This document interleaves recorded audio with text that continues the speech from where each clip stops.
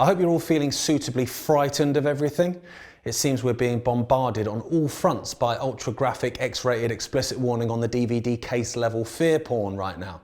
COVID's back, according to all the big pharma-sponsored bobbleheads and celebrity doctors. They're so desperate not to give up their nearly 3-year-old sense of self-importance that they will literally shill for anyone that promises them just one more bite of the cherry. You will have that indoor swimming pool, you will.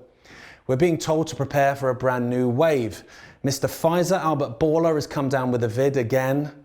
Albert, who if believed has had more pricks than a second-hand dartboard, still tests positive for the second time in just a couple of months. But why this admission? Fella's got a new product out. This one will definitely work though. It reminds me of those washing detergent adverts where they say the new one will definitely get those really tough stains out compared to the last product they released, and all the non-player characters rush out to buy it while we remind them, hang on, didn't they say the same thing about the last detergent when they released that one? You just get the fluoride stare in response. We now have a very real threat of all-out war kicking off in Europe as Russia's gas pipelines have been sabotaged in the Baltic. Now, with all the predictability of a kid who just farted in assembly, Ukraine immediately pointed the finger at the Russians, and of course the almost entirety of the Western mainstream media followed suit. Now, I have a simple rule when it comes to this lot. If they all move as one to tell me to look in a certain direction, I should probably take a look elsewhere.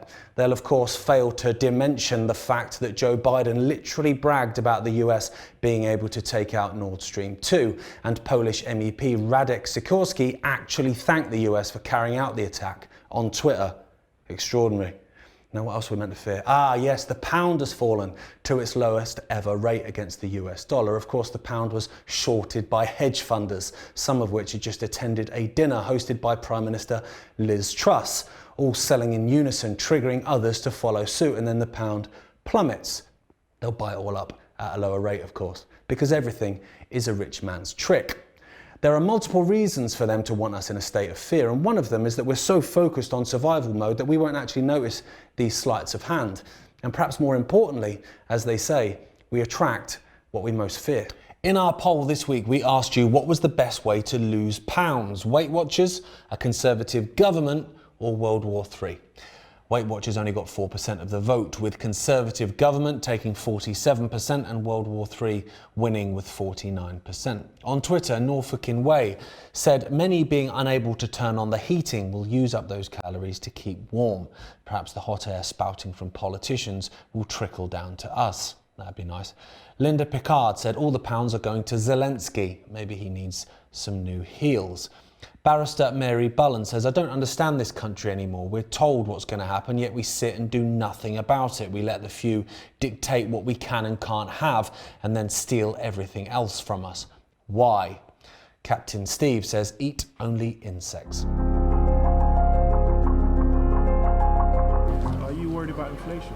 Yes, very. Yes. As a student, I can't afford many things, and it's quite hard to live and afford to just buy basic stuff. So working overtime and whatnot is quite draining on my mental health as such. So, yeah. I still live at home with my mum, so I've not really noticed anything yet. But I think in terms of having a small local business and with the rates that are going up and everything like that, I think it's a massive, going to put a lot of pressure on a lot of people who run a small business. So I just think the government have got to take a good look at themselves and realise that there's going to be a lot of small businesses that are going to have to close, and I think that's going to be a massive downfall into a lot of small towns and cities.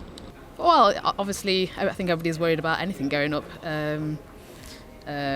regardless of what it is. I'm a bit worried because I just moved into uni, I was on 17, so I'm going to have to learn how to tackle that and use my money wisely. I've not ever had a job before, so when I do that, I'm going to have to balance school, job, and make sure I'm using all my money wisely. I wouldn't say I'm worried personally for myself, but in general, yeah, definitely. I think a lot of people are going to suffer a lot. I was at the Enough is Enough campaign yesterday in Leeds, and seeing how kind of scared other people are about it is quite worrying. Yeah. Are you worried about inflation? Yes, very much. And why is that? Because everything's going up frighteningly fast. Everything you look at, shopping. I do most of the grocery shopping at home, so I notice it every week. Do Do you think there's anything the government could do in terms of just incentives or whatnot? I don't really know enough about that myself to be able to comment, but I think they brought out like a £60 or £65, or is it £150 to help like local close families and stuff like that, families that will be struggling. So I think that they can look to double that, or just look at the fact that all these CEOs of the big companies like Shell, Eon, they're all making massive profits, and I think that's got to come down to something that we're either getting charged more than what we should be, I think. So yeah. 100%. I don't think you should go into fear. I think people have gone into a bit of a meltdown and fear. I don't think that should happen. I think I should have a little bit of faith, and then work accordingly to see how you can manage your own budget. It's political party conference season here in the UK, with the so-called opposition Labour Party having their conference this week in Liverpool. It's also nauseating to watch. A gaggle of out-of-touch political class trust fund babies giving speeches about how they're just like the rest of us, telling stories about how they once ate a pot noodle before getting drunk in a uni bar and dancing the Macarena, so they definitely know what you're going through. It's all just a ruse to get you to vote for them. Now, once they're elected, your view of them will no longer be of importance to them.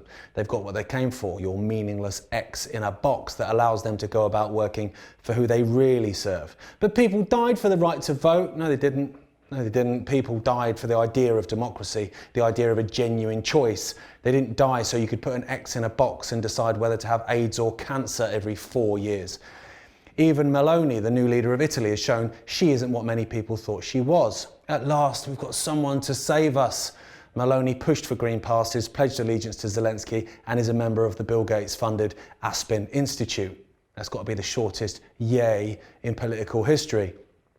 Life under the right of politics is miserable. Now, life under the left of politics is miserable, but it's got rainbows painted on it. It's time we stopped giving them our power and our energy. Now, relationships have to be reciprocal. You wouldn't stay with someone who you knew didn't care about you. So why do we stay with these clowns? Ickonic is made for you, and we want to hear from you. Wherever you are in the world, we want to know what you think and feel about current global events. This is a pivotal point in human history and indeed our evolution. We want to know what's happening where you are. If there are any guests you want us to talk to or any issues you think we should be talking about, please let us know. If you film anything wherever you are in the world, please send it to us. We'd love to take a look and even feature it on the show. You can get in touch via email at rightnow@ickonic.com. Ickonic is made for you. Be part of it.